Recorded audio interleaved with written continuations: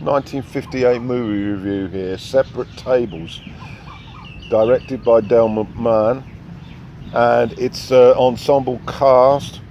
David Millen plays Major Pollock, ex-army.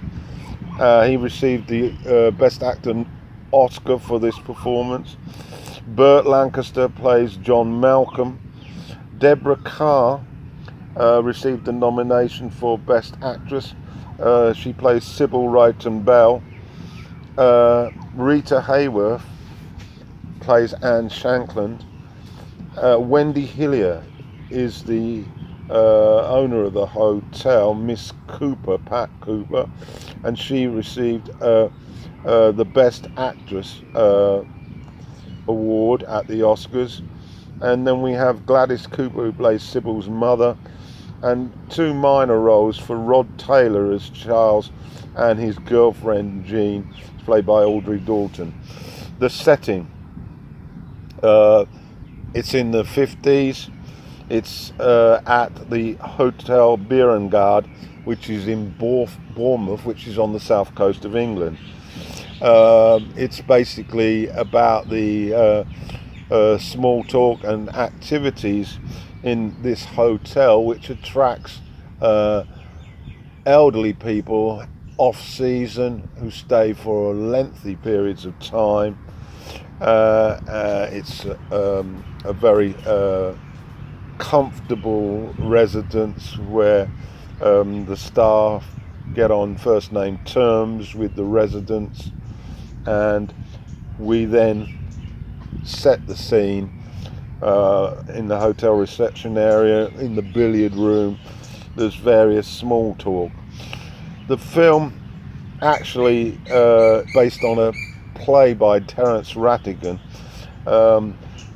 What evolves in the plot is the relationship between the characters.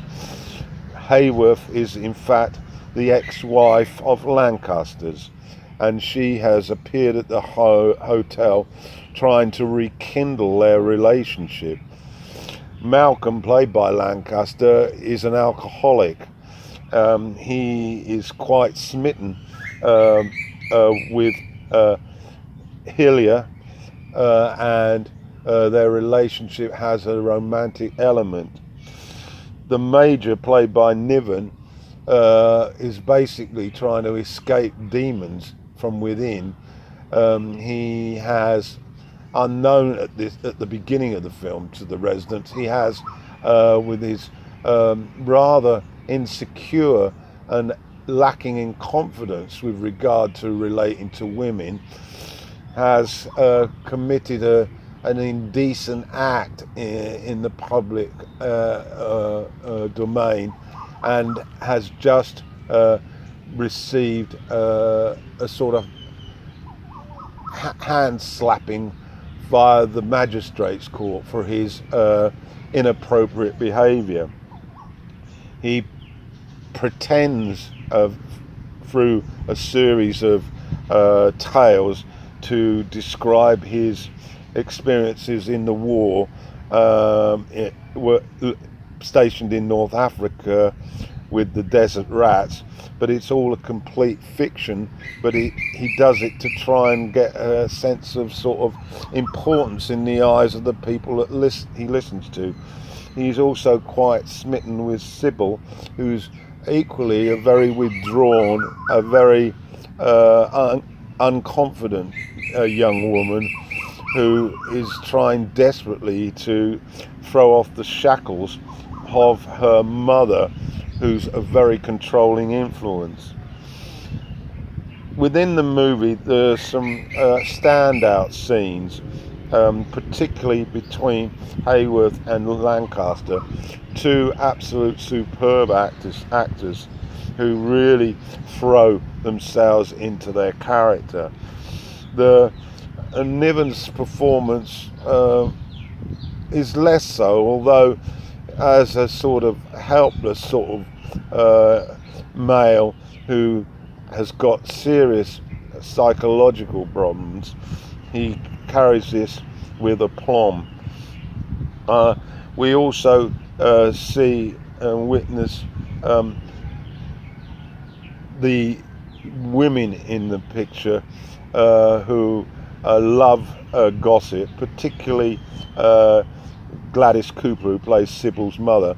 She tries and get the other residents to force Niven out, and the meeting that she arranges shows us quite clearly group dynamics and is very worth a look. So it's a valuable movie, I think.